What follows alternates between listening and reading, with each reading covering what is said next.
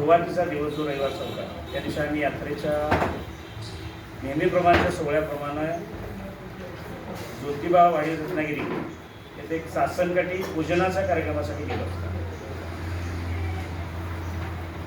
तर कार्यक्रम सुरू असताना, सासनकाठीची मिरवणूक सुरू असताना तिथल्या काही पुजाऱ्यांनी आमच्या गावातल्या युवकांना अमानुषपणे जी काही मारहाण केली त्याचा निषेध या पत्रकार परिषदेच्या निमित्तानं प्रथमतः मी या गावचा प्रमुख नागरिक आणि आमच्या सर्व ग्रामस्थांच्या वतीने मी करतो. त्या दिवशी यात्रेचा मुख्य दिवस सुरू होत होता आणि पुढं आमची 3 दिवस सलग यात्रा चालत असल्यामुळं आम्हाला बोलता आलं नाही. पण आमची बाजू काय आहे हे सांगणं आम्हाला क्रमप्राप्त असल्यामुळं आम्ही तुम्हाला की आमच्या गावची आणि आमच्या लोकांची बाजू मांडण्यासाठी आज आपण जमलो आहोत. मुळातच दरवर्षीप्रमाणे आम्ही त्या दिवशी यात्रेच्या पहिल्या दिवशी गेलो असता तिथल्या देवाचा अभिषेक झाला आणि अभिषेकानंतर आम्ही सासनकाठी फिरवत असताना काळभैरवाच्या समोर जे काही नारळाची शेती करायला बसणारी पुजारी असतात त्यांच्या समोर आमची हलगी आणि सासनकाठी नाचत असताना तिथल्या स्थानिक पुजाऱ्यांचाही काही सोहळा चालू होता आणि त्या पुजाऱ्यांच्या बरोबर आमच्या मुलांचा काही वाद झाला. आणि तो वाद सुरू असताना नारळ वाढवणारे जे काही पुजारी बसतात वरती त्यांनी डायरेक्ट अंगावर धावून येण्याचा प्रकार आमच्या मुलांच्यावर झाला आणि त्यातून तिथं सुरुवात वादाची झाली. तो वाद झटापटीवर गेला असताना आम्ही तिथं समक्ष पोचलो आणि तो वाद संपवला, वाद मिटवला आणि आमच्या मुलांना आणि सासनकाठीला पुढे जायच्या सूचना आम्ही केल्या. पण त्याच वेळेला तिथं बसणाऱ्या त्या नारळ सोडणाऱ्या पुजाऱ्यांनी आपली सगळी पुजाऱ्यांची लोक गोळा केली आणि दक्षिण द्वाराला त्याचं एक CCTVचं कक्ष आहे, त्या CCTVच्या कक्षाजवळ जाऊन जमली होती. आणि हे आमच्या निदर्शनात आलं नाही. आम्ही विचार काय करत होतो की एकदा इथं वादाचं कारण ठरले तर आपण इथं चटकन रिकाम व्हावं आणि आपापल्या गावी निघून जावं. पण मुळातच त्यांनी जमाव जमवला, आपली सगळी लोक एकत्रित केली आणि आमच्या मुलांना ती सासनकाठी तिथं जाईपर्यंत शोधायला सुरुवात केली आणि मारहाण.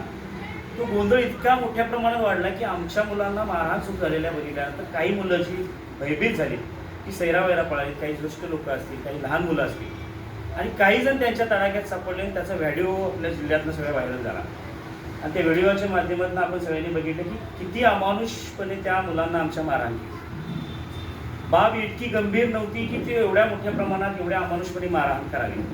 तो वाद आम्ही चर्चेतनं सोडवलाही होता, पण परत ह्या वादाचं एवढ्या अतिरेकी पद्धतीनं त्यांनी कृत्य करावं असं कुठलंही कारण घडलेलं नव्हतं, तरीसुद्धा त्यांनी तो प्रकार केला.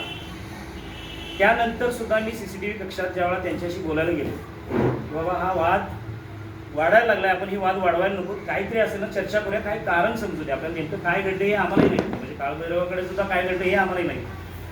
पण त्यावेळेला तिथे गेल्यानंतर तिथे जे काही प्रमुख त्यांचे पदाधिकारी होते किंवा प्रमुख पुजारी होते त्यांनी मला सांगितलं की तुम्ही सरपंच आता आत या आणि तुमची जी लोक जी आहेत ती जोपर्यंत सापडत नाही त्यावर तुम्हाला आम्ही सोडत नाही.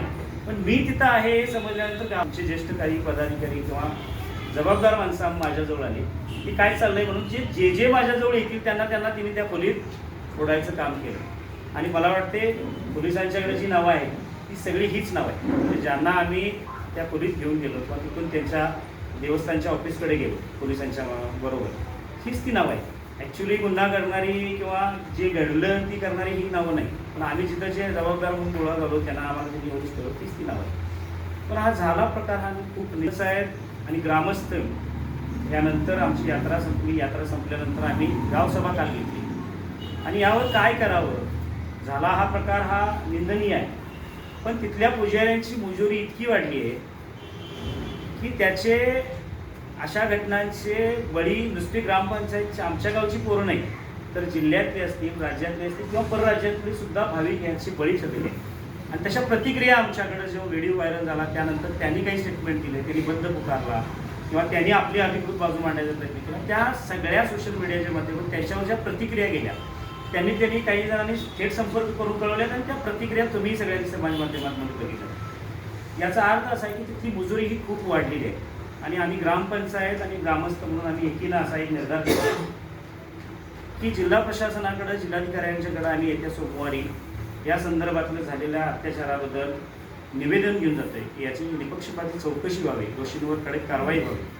तसेच तेथील असणाऱ्या मुजोर पुजाऱ्यांच्या प्रवृत्तीला जर हटवायचं असेल तर तिथं स्थानिक पुजारी म्हणून आपल्या प्रशासनाच्या मार्फत, जसं की आपण पंढरपूरला आपण गेल्यावर आपण बघतोय त्याच धर्तीवर इथं सुद्धा ज्योतिबाच्या देवाच्या सुद्धा ठिकाणी शासकीय पुजारी नेमावत अशी आमची मागणी राहील. येणाऱ्या सोमवारी आम्ही 30 तारखेला गावातील सर्व आबालवृद्ध महिलांना सर्वांच्या वतीनं मोर्चाद्वारे माननीय कलेक्टर साहेब यांना आणि जिल्हा पोलीस प्रमुख यांना या संदर्भात निवेदन देतोय. आणि मी सर्व पत्रकारांच्या माध्यमातून या कोल्हापूर जिल्ह्यातील असतील, महाराष्ट्र राज्यातील असतील, जे कोणी ह्या व्यवस्थेचे बळी ठरले त्या सर्व भाविकांना मी आवाहन करतोय की या लढ्यात आपणही आमच्याबरोबर सामील व्हावं आणि या मगरूर प्रवृत्तीला दूर करण्यासाठी, वेठीस आणण्यासाठी आम्हाला सहकार्य करावं ही तुमच्या सर्वांच्या माध्यमातून मी विनंती करतो.